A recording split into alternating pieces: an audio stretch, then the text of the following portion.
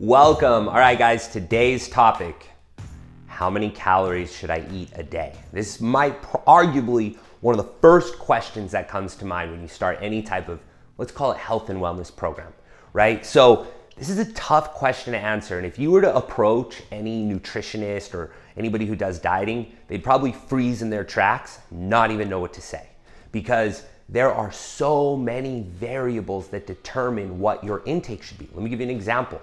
Your activity level, your age, your weight, what you were doing previously, how you're working out, what your sleep is, what your stress levels are, what your genetics are. And guess what? Here's the worst part.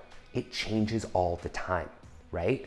So let me just give you some baseline rule of thumb, because I'd rather put you in a position where you can self-discover what your calorie intake should be.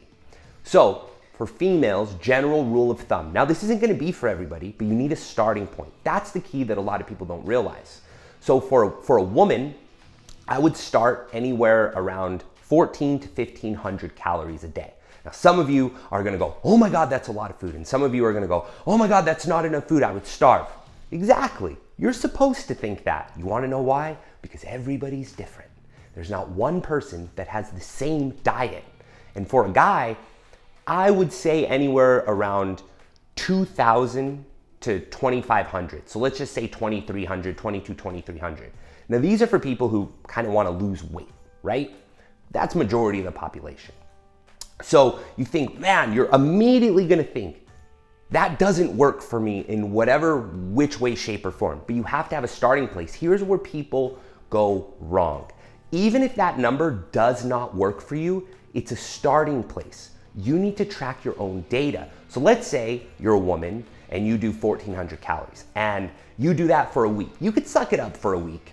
And after a week, you're like, man, I was so hungry every single day. Well, you're gonna get on the scale, you're gonna take pictures, you're gonna look at yourself. And if you were super hungry and you felt that your metabolism was low, you were lethargic all the time, and you got some results, then add a little bit of calories. Maybe add 100 calories, so then go up to 1,500 and see what that does during the next week. Or maybe you start at 1,500 and you're like, man, I don't see any results. I feel full of energy, but my weight's not changing. I don't look different in my photos and I don't really feel different. Then maybe take 100 calories away. Move in 100 calorie increments on a week-to-week basis. Write this down, put it in the notepad of your phone, write it on a piece of paper. Because here's what's gonna happen. You're gonna turn into your own nutritionist. Only you know your intake, not a coach, you do.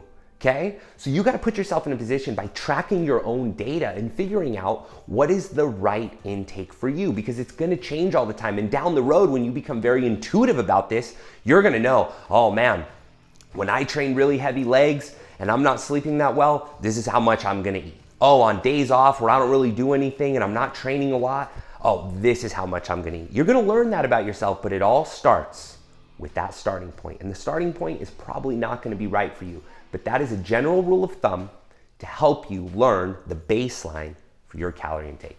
And that's all I got for today. So again, thank you for joining me.